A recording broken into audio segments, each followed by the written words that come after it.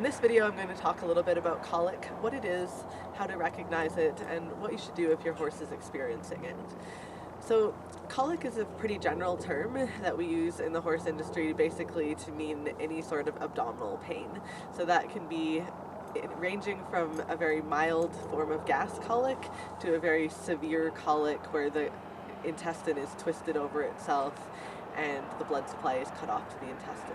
So in some cases, in the majority of cases, colic will resolve with a little bit of supportive care, but in some cases it is a very major medical emergency, and so the trick is to figure out which of those it is. Signs of colic can range from inappetence, not wanting to eat, being a little bit dull and depressed, pawing, turning around and looking at the flank, or rolling. And if they're very, very painful, they can go down frequently, stand up, go down again, be rolling violently.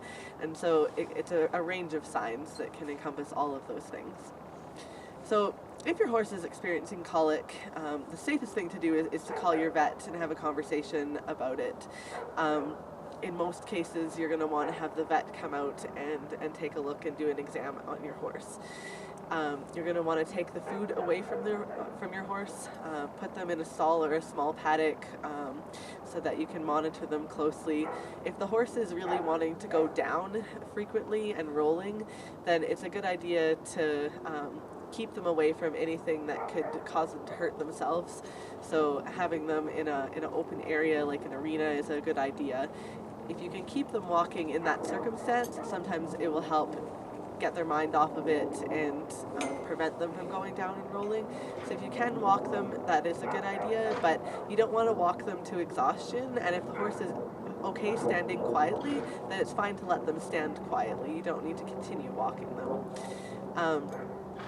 And it's important not to get yourself hurt in trying to keep them walking. So if the horse is painful enough that they're throwing themselves on the ground and you can't get them up and keep them walking without getting yourself in danger, then it's definitely not worth it to get yourself in that danger. It's a bit of a myth that horses will actually twist their gut or their intestine when they're rolling. That doesn't actually happen. The horse is rolling because it's painful from its intestines already being twisted. It's not that it gets painful and then it twists its intestines. So you don't need to worry that it's going to cause itself extra harm by that happening.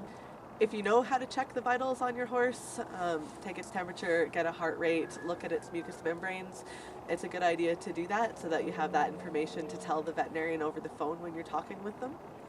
You can also have a look and see if your horse has passed any feces since it started colicking or since you fed it last. Although it is a common myth that if a horse is passing feces, it means it's absolutely not colicking, and that's not true. In some forms of colic, they will still be passing feces even though they are still colicking. It's also a decision as to whether you want to give them any medication, perhaps a dose of bute or banamine. If you are having the vet out right away, then we generally recommend not giving bute or banamine before the vet arrives. We're going to get there relatively quickly, and if we decide after our exam that the horse needs that, we can give it intravenously, which is going to kick in much quicker than any other way of giving it. And it's nice for us to get that opportunity to do an examination without already having the pain medication on board.